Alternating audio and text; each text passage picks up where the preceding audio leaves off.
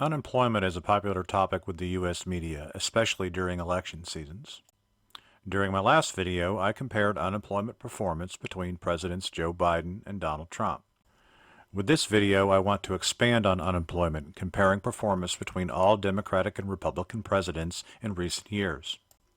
Using the same data as my last video, I will show which president and which party has the best record.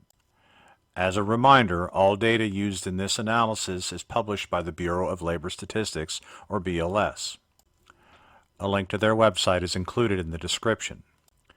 The BLS data starts in 1948 during the Truman administration, so that is where I will start with this analysis. This plot shows all unemployment data published by BLS since 1948. The numbers above the plot represent the presidents. Here is a list of each president by number. The BLS started publishing unemployment data in January 1948, but Truman became president in April 1945. Truman's average may be skewed by the missing data, but this cannot be helped. Also, as a rule of thumb, 5% or less unemployment is considered full employment. I will make a longer video providing details of what happened during each president's term, but for now I will focus on the data summary. This table is a summary of unemployment rate for all presidents included in the BLS data. The first three columns labeled number, president, and party provide general information about each president. Start date and finish date tell when each president was sworn in and when they left office. Start rate and finish rate shows the unemployment rate when each president entered and exited the White House. Change is the difference between the start rate and the finish rate. Average, high, and low are based on the monthly unemployment rate while each president was in office. 915 months have passed since the BLS began publishing unemployment data in 1948. During this time, the Democratic Party held the presidency for 435 months, compared to 480 months held by the Republican Party. The average monthly unemployment rate for all Democratic presidents was 5.5%, and the average rate for the Republican presidents was 5.9%. Now for comparisons of individual presidents. This chart reorganizes the data based on the average unemployment rate for each president. My assumption is the lower the better, so the president with the lowest average unemployment rate wins. President Joe Biden wins this comparison. So far during his presidency, the average monthly unemployment rate is only 4.1%. Presidents Johnson and Truman tied for second place with an average unemployment rate of 4.2%. At the bottom of the list are Presidents Obama at 7.4%, Reagan at 7.5%, and Ford at 7.8%. For reference regarding the upcoming election, President Trump is tied for fifth with Nixon at 5.0%.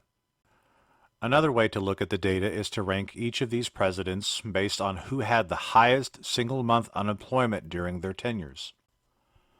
Johnson is ranked first with the highest unemployment rate of 5.6%.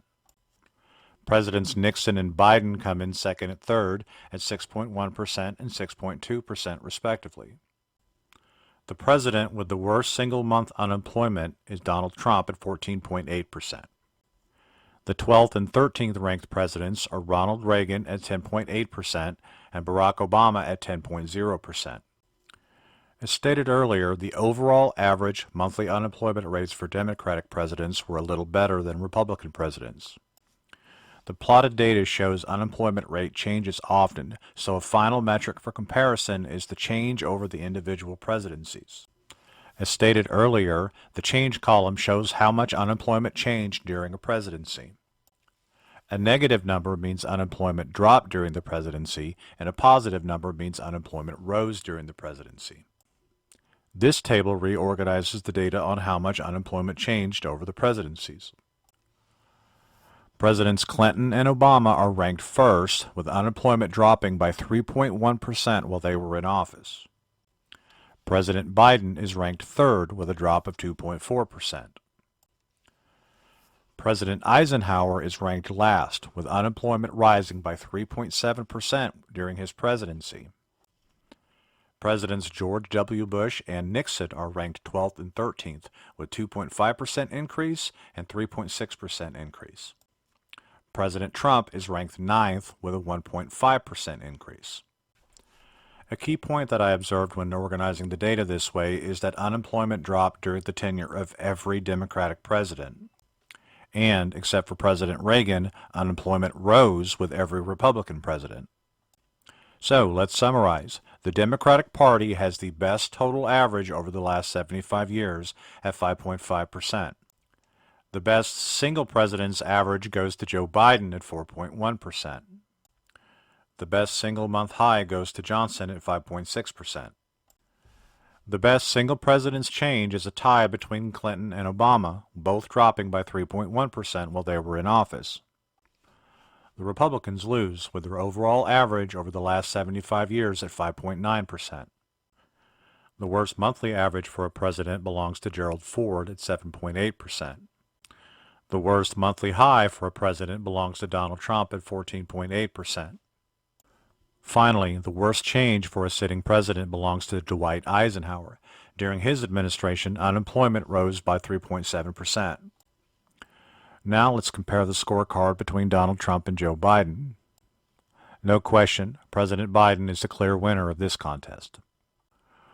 My last video indicated that looking at unemployment without labor participation is a flawed metric. So, based on that assumption, my next video will dig a little deeper into unemployment, including labor participation. It will be interesting what we learn. Don't take my word for any of this. All of the data used in this video is published monthly by the United States Bureau of Labor Statistics. Their website has excellent tools that can assist in understanding the data. I recommend you look at what they offer so you can make your own judgments. I appreciate anyone who took the time to watch this video. Please like or subscribe if you think it helped clarify anything regarding this complicated subject. Also, if I made any mistakes or if you disagree with my assumptions, please comment and I will make any corrections as quickly as possible. If necessary, I will make a subsequent video to clarify, correct, or expand on the topic. Thank you.